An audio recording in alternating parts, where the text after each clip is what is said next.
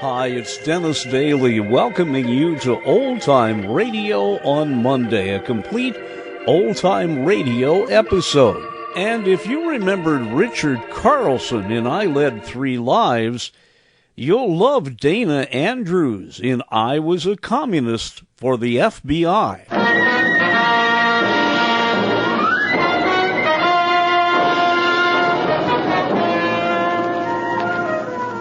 Starring Dana Andrews in an exciting tale of danger and espionage.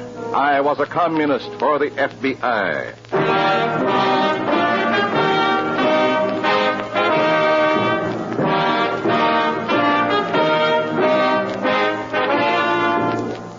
You are about to hear a strange story. Names, dates, and places are, for obvious reasons, fictional. But many of these incidents are based on the actual experiences of Matt Cvetic, who for 9 fantastic years lived as a communist for the FBI. Here is our star, Dana Andrews, as Matt Cvetic. You can read it in the official reports, the whole story of my life as a communist for the FBI. I was in the party. I saw it work. For 9 years, I recorded the communist conspiracy against the United States from within. This is part of the story. In a moment, listen to Dana Andrews as Matt Cvetic, Undercover Man.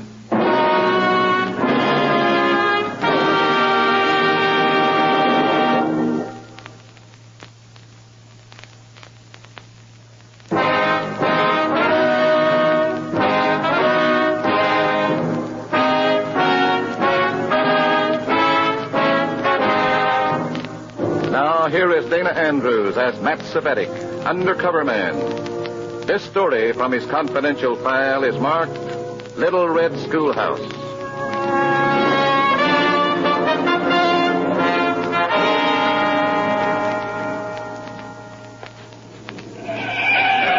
Hey! Watch where you're walking. What are you trying to do, chum? Live dangerously? I'm sorry, mister. Yeah, I'm nuts.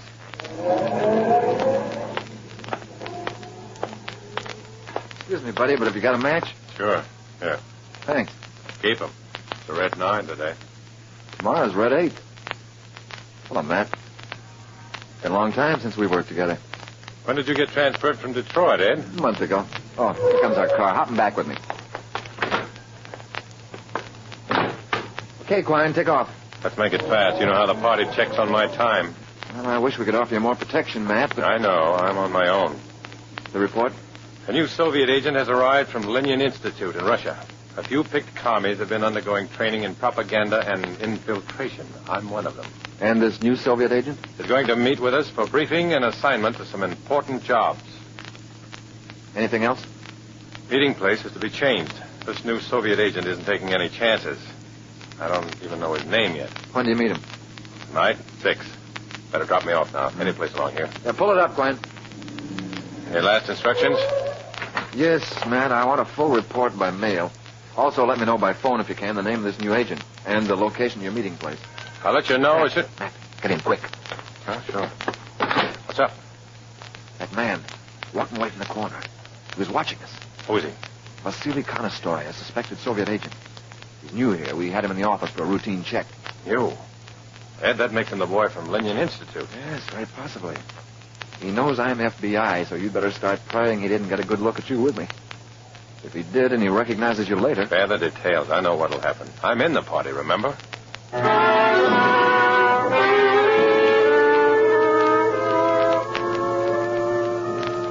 Whether Ed Grayson remembered or not, I did. It was the price of my life. When 6 o'clock came, I was picked up and driven to a small, isolated red brick house. Inside were 5 people, 4 men and a girl. Introductions told me the girl's name was Stephanie, and seating arrangements put us together in a corner. Close up, her dark loveliness was almost like a blow. Comrade Matt. Comrade Matthew. No, I like Comrade Matt better. Hard, tough, like you. It's a tough world, Comrade Stephanie. No room for softness. We're nothing. The party and its beliefs are everything. Do you disagree with that? Of course not, Comrade Matt. It's only that being near you makes me feel like a woman. Is that so terrible? That's dangerous talk. I'd be more careful. I'm always careful. We'll talk more later. Comrades, I am Vasily Konistov. I bring you greetings from Comrade Stalin.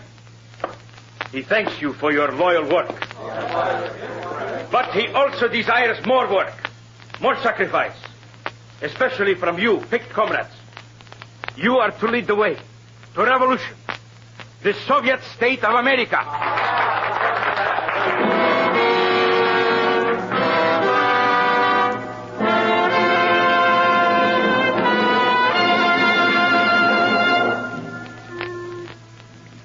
While I listened, I carefully surveyed the room, the people, until I knew I would remember every detail. Vasily Kornistoy was a big man, 6'1", maybe 2, weighed around 200. Black-haired with eyes that forgot to smile when he did. Those eyes stabbed me, and I knew Kornistoy's memory was at work. When the meeting was over, he kept me for a private talk. Something to drink? No, thanks.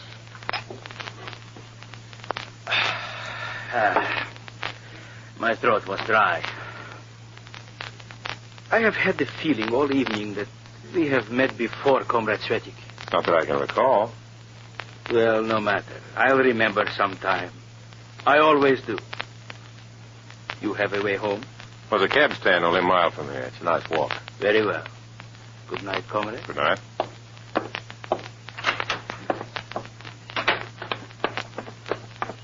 Comrade Matt, over here.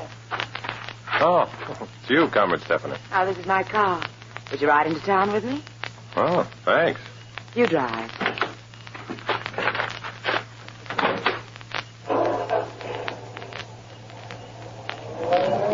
Nice car. Nice girl.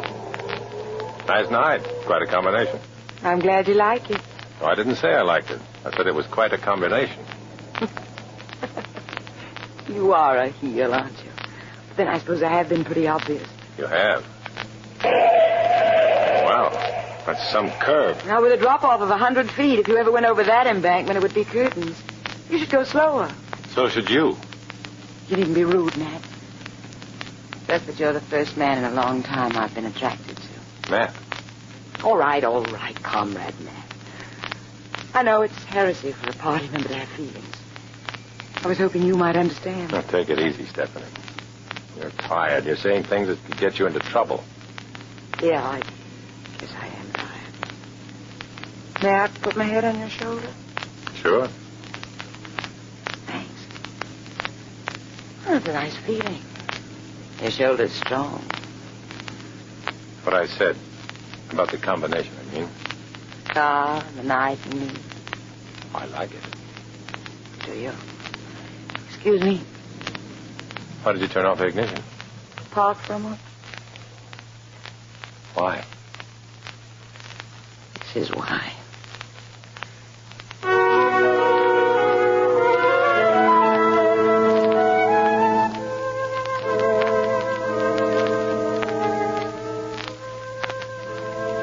When I got to my hotel, dawn was breaking. Before I went to sleep, however, I made a call to a certain number and left a message for Ed Grayson to meet me that morning with the wiring crew.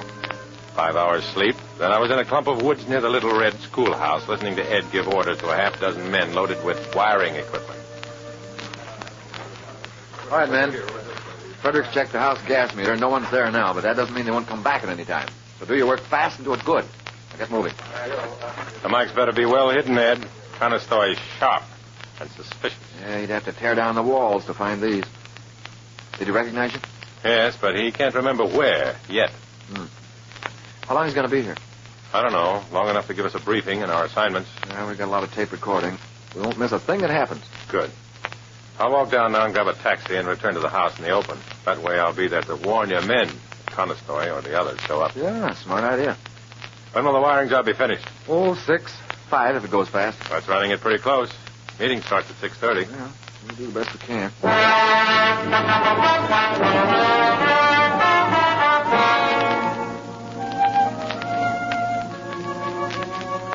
I returned later, and for the next 4.5 hours, I played watchdog on the front porch of the Red House.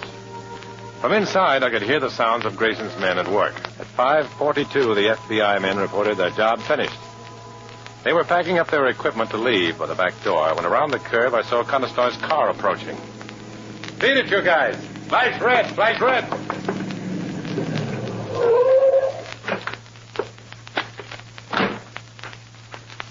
Well, Comrade Svetchik. What are you doing here so early? Oh, I thought I'd like to talk to you, Comrade Conestoy. Oh? Let's go inside. No, wait. What? I mean, it's so nice out here. Why don't we just stay on the porch? I can talk to you.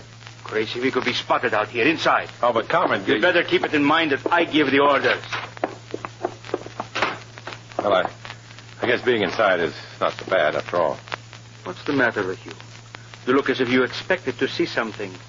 What is it? I merely wanted to be sure we were alone.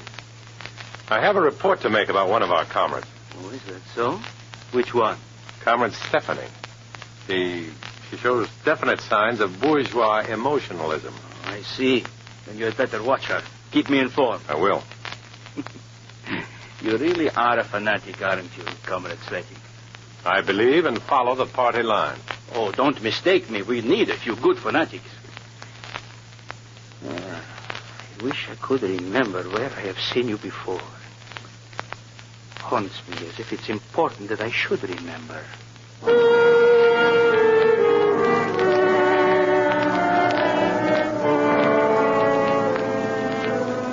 The next few days were a growing fever of tension for me.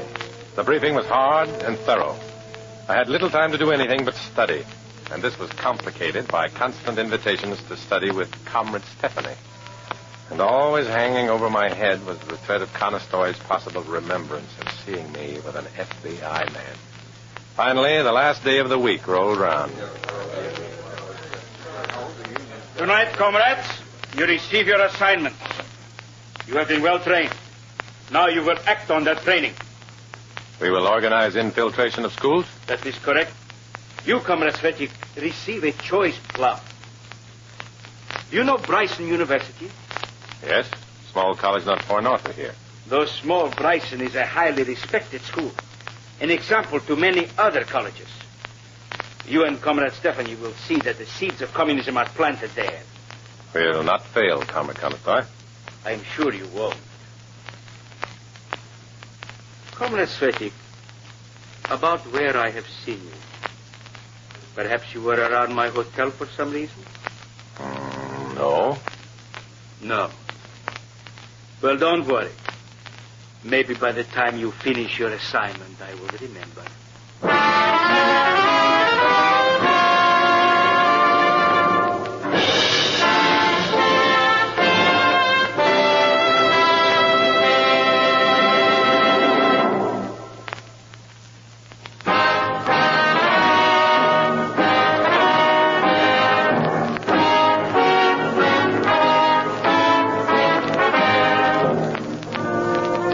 Back to Dana Andrews, starring as Matt Savetic in I Was a Communist for the FBI. And the second act of our story.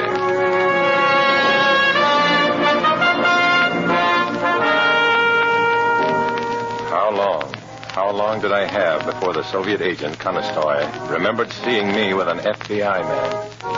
The knowledge of what would happen when he did was a cold, leaden ball in my stomach. As with Comrade Stephanie, I listened to Conestoy's final instructions on our new assignment to infiltrate Bryson University. There is one professor at Bryson who will be your best asset, Comrade Svetchik. A Professor Walden. Is he a fellow traveler? A very reluctant one. You will have to play down everything except how communism will save the oppressed from the tyranny of fascism. Walden is fond of helping underdogs. Well, can you get us a big name, Comrade Conestoy, someone to lecture the students? I will send a wire tonight to Philip Stanley. The singer? Yes. He has a big reputation. The kids will listen to him even if he is a pinko chump. Will he come? He'll come. He's a thoroughgoing exhibitionist. Now, here is some expense money. Comrade Stephanie? Yes? I'm sending you with Comrade Svetchik for only one reason. So you can have the opportunity to get your thinking straight by watching his. Well, I don't understand you. He is an exemplary party worker. If you are wise, when you come back, you will be too. That's all. Good night. Good night, Comrade Constantine. Good night, Comrade. Oh, Comrade Svetic. Yes? I just remembered where I saw you. Where? At the meeting of the Control Commission, the first day I arrived back here from the Lenin Institute. Oh, no, I wasn't at that meeting. Oh, I swear I had better remember it soon, or it will be the death of me.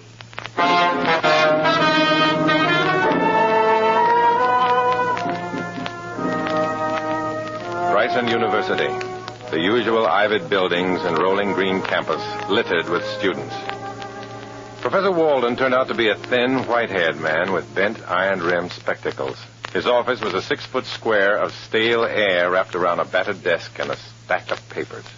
Your coming to see me like this has posed quite a moral problem, Mr. Svetic. Yes, indeed, quite a problem. You see, I am not sure I am in complete sympathy with communist teaching. Oh, of course, but we're not here to ask you to become a communist, Professor. We merely ask you to work with us in bringing relief to the unfortunates of the world. Oh? Well, in that case, what can I do to help? 2 things. Give us a list of students you believe to be in sympathy with our cause. And the others? We're going to organize a lecture. Philip Stanley, the famous singer, is flying all the way out here to address the students. It would be nice if you could act as master of ceremonies and introduce him. Oh, why, of course, I'll be delighted. Philip Stanley, indeed.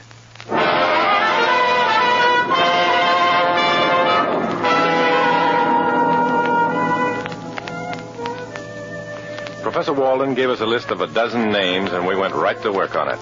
Heading the list was a boy named Roger Vanning. We found him in the Student Union, a hodgepodge of noise and smoke which figures as the social center of any college. My goodness, Matt, this is like Mardi Gras. We'll never find him in all this mess. Sure we will, but keep moving or you'll be crushed. Wow! Hey, fellas, get a load of this one. She's real great all the way. Looks like you've made a hit, Stephanie. Ask him if he knows Vanning. All right. Excuse me, but do you know where I can find Roger Vanning? Hey, yonder, Sam. Oh. Why not take a seat here, Dolly? For you, I'd go on the hook. That'll do, Junior. Don't tense, Dad. I ain't cruising for cruising. Come on, Stephanie. That Roger Vanning looks like a kid who can vote. You'd better handle him alone. I'll try the next one on our list, Grace Sprocket. Meet you out front later.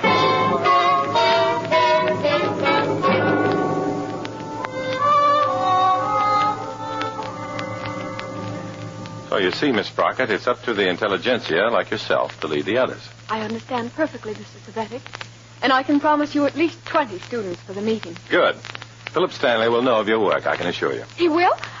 I mean, of course, that I'm naturally quite pleased to be connected with Mr. Stanley in such a worthy cause. You may tell him he can depend upon Grace Sprocket. Sure, I'll tell him.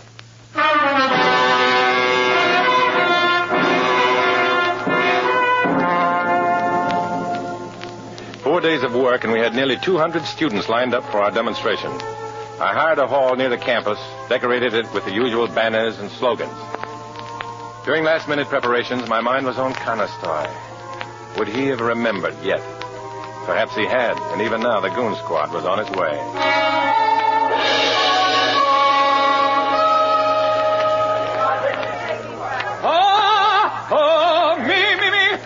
Oh, these are terrible acoustics, Svetic. Perfectly awful.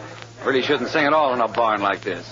After all, you know, these boys and girls are my public. They deserve to hear me at my best. No, absolutely, Mr. Stanley. However, just being able to see you in person and hear your words of truth will inspire these young people to magnificent heights. They'll recognize you as something far greater than a singing star. Greater than a star. Of course. You'll be known as a social leader, a man destined to sway multitudes toward the goal of true socialistic society. Well, I hadn't thought of it that way. Excuse me, Svetic. I think I'll go run over this speech you prepared for me. Better practice it, knucklehead. I hope I can keep my dinner when I hear it. Oh, Matt, come here a minute, would you? Sure. What is it, Stephanie? Well, I just wanted to check plans with you. Okay. After his song, Stanley will give his talk.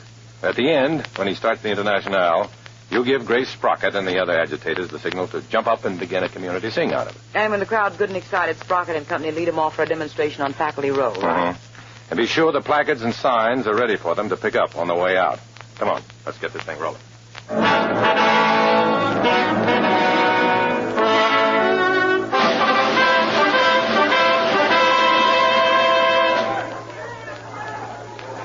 Ladies and gentlemen of Bryson, this evening marks the beginning of a new movement here in Bryson. A movement that will excite you as it has excited me. Tonight, we are striking a blow against the pressure. So, my beloved friends, here at Bryson, I want to thank you for your wonderful reception of my humble talent and words.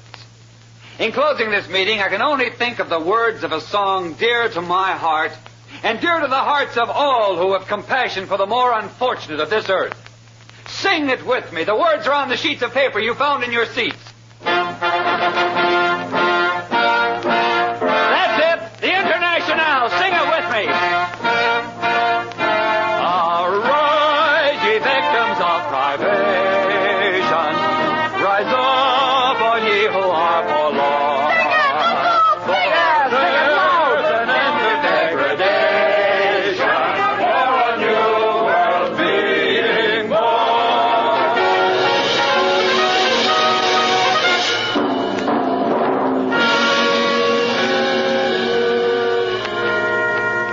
Everything went off like clockwork. Excited by the speeches and music, and led by the screaming Grace Sprocket and her cohorts, the thoughtless kids eagerly snatched up the waiting placards and signs to start the demonstration on the campus. For an hour, Stephanie and I watched from the background as the shouting, chanting students paraded on Faculty Row. Not a very pretty sight, Matt. Are you crazy? It's exactly what we wanted.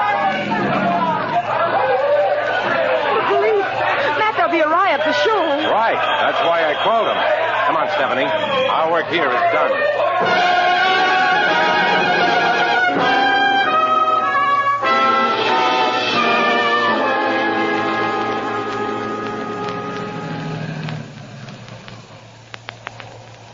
Here we are, Stephanie. Back at the Little Red Schoolhouse. Come on. Conistroy's waiting for us. Let him wait for a minute. I'm sick of it, Matt. I'm sick of the rottenness of the lying and cheating. Let's quit the party, you and I. We could go away together. What? You must be out of your stupid mind, talking to me this way. Well, what are you going to do? What do you think I'm going to do? I'm going to report you. The party has ways of dealing with treason. Oh, no, please, don't turn me in, Matt. I'm sorry. It's too late. Get inside.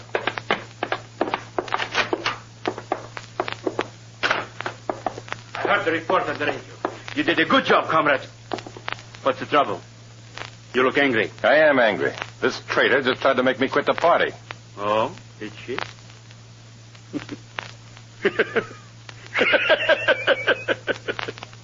I told you, Comrade Stephanie. Comrade Svetik is as solid as the Kremlin. He sure is. Wait a minute. You mean I was just being tested? Testing high-ranking party members is my job, Comrade Fetty. I'm an agent of the MVD. Now, if you excuse me, I'll have to get back to town and file my report. Tested. After all my years in the party. Happens to all of us. Oh, yes. I have something for you. A reward. Here in this drawer. Reward? This. Put up your hands. Gun? What's this all about? I don't understand. FBI agent. That's where I saw you. You were talking to an FBI man. I told you I would remember. Oh, now look, I can explain that. Now This fellow my just... car, you dirty stool pigeon. Move!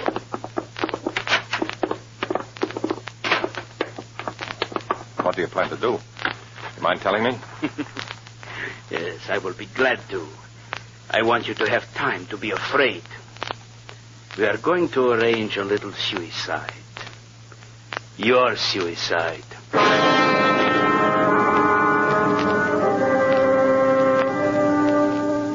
My only hope was the FBI surveillance. Conistroy and I were at his car when the FBI men moved in on the run, Ed Grayson leading. Conistroy opened the car door just as Grayson squeezed a shot over our heads. Down, Matt, down!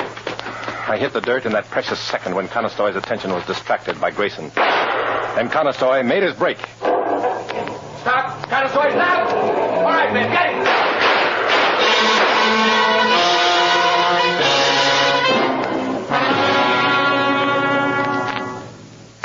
FBI fire laced the night with red as it went over me, but Conistroy had a good start. He was getting away when he hit that bad curve, doing 70. Then there was nothing on earth that could save him as his car skidded over the steep embankment.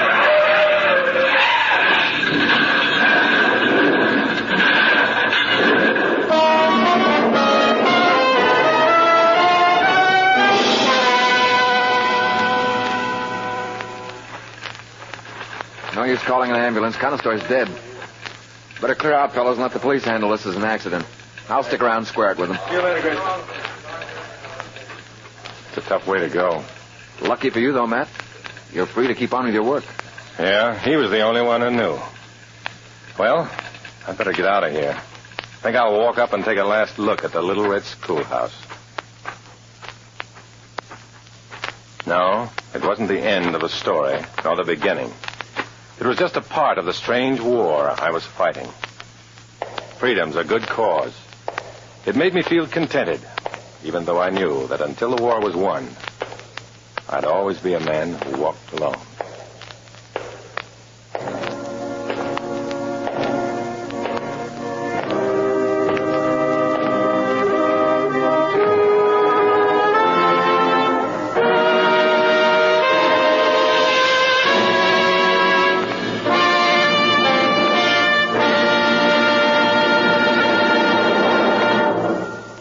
Our star, Dana Andrews, will return in a moment.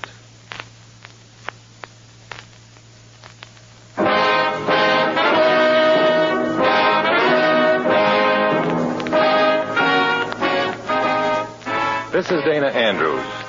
Many of these stories we bring you are based on actual events and happenings that took place here, in this country, in the real-life experiences of Matt Svetich.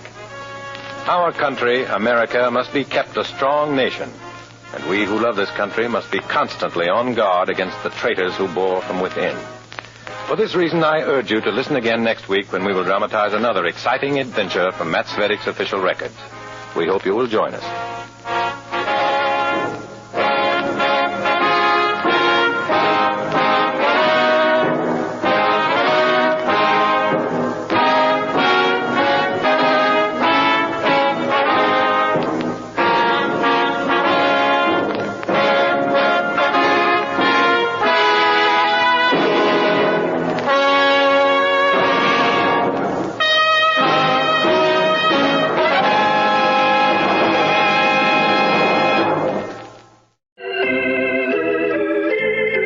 Join me every Monday at this time for a new complete old-time radio episode from the archives of Old Time Radio.